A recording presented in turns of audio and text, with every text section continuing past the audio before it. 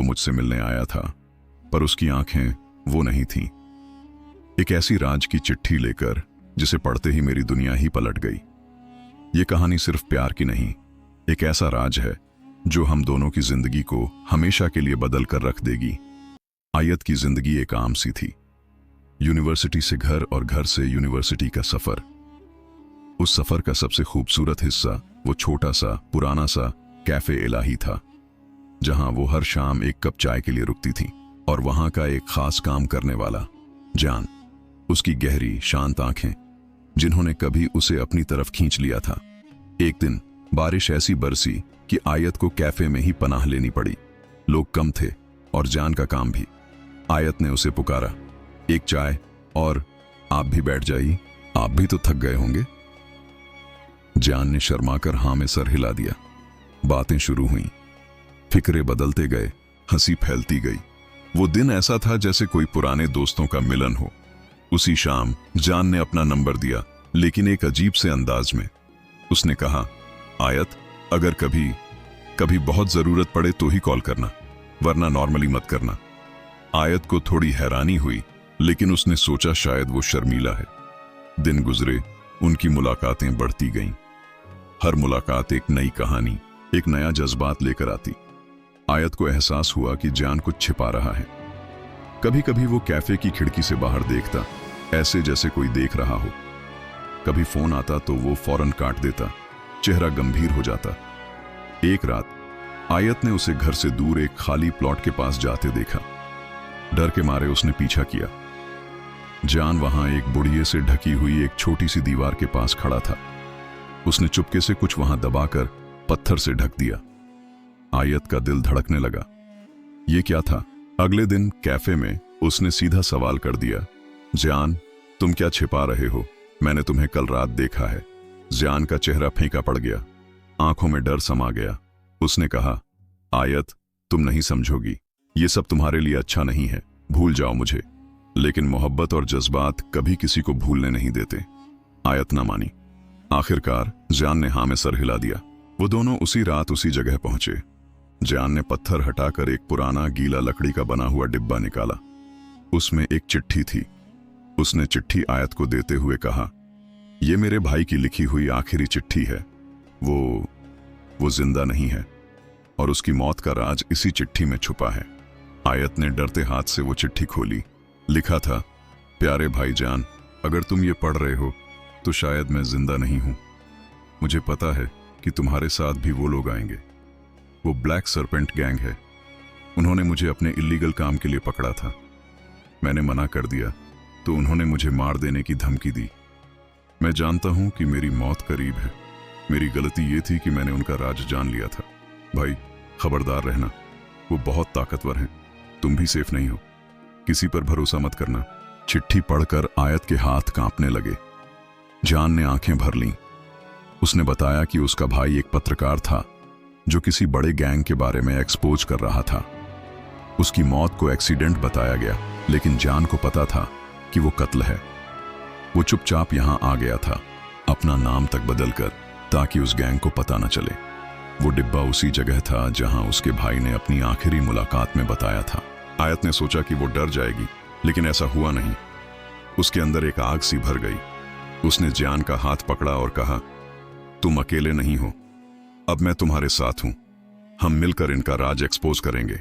अब दोनों की मोहब्बत एक नई मंजिल पर पहुंच चुकी थी। वो एक दूसरे के लिए जान बन गए थे।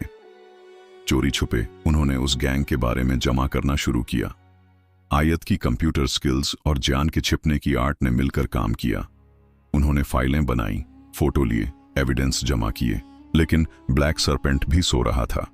एक शाम जब आयत और जान कैफे से बाहर निकले तो उन्हें एहसास हुआ कि कोई उनका पीछा कर रहा है। एक काली गाड़ी धीरे धीरे उनके पीछे आ रही थी। जान ने आयत का हाथ जोर से पकड़ा और कहा, भागो मत, आराम से चलते हैं। वो सीधे पुलिस स्टेशन की तरफ मुड़ गए। गाड़ी ने रुकना ही बेहतर समझा।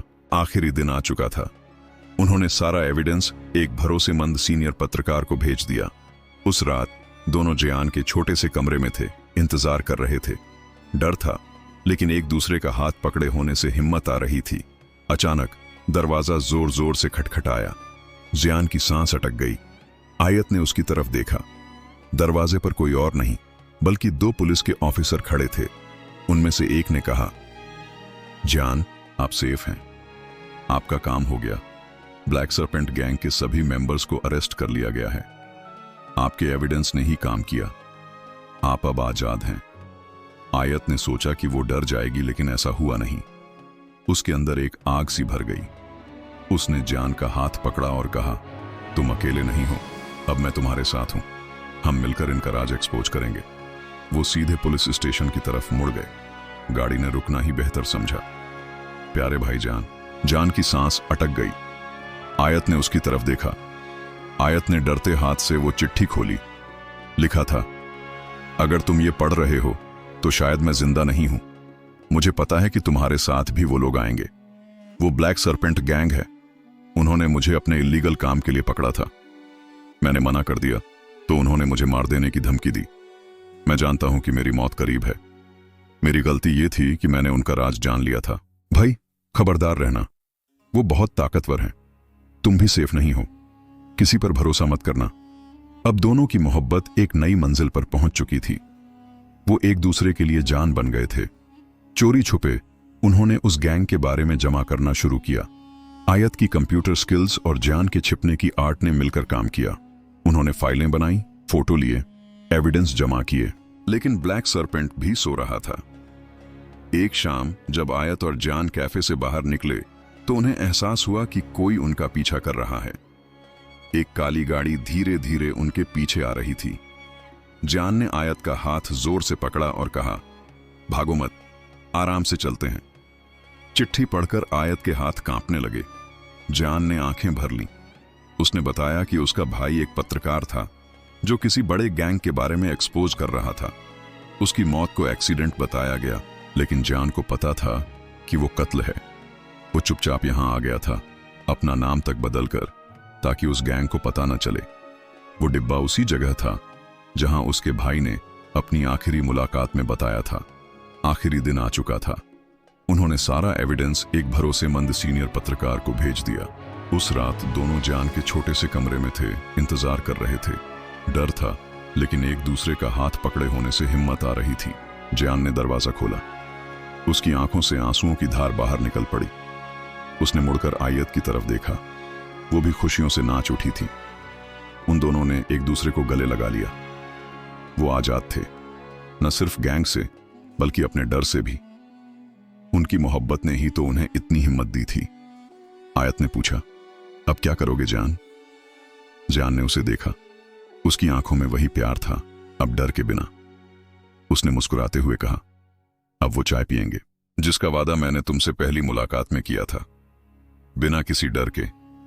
और दोनों हंस पड़े। उनकी कहानी अब शुरू हुई थी। एक नई जिंदगी, पुराने डर से आजाद और अपनी मोहब्बत के साथ।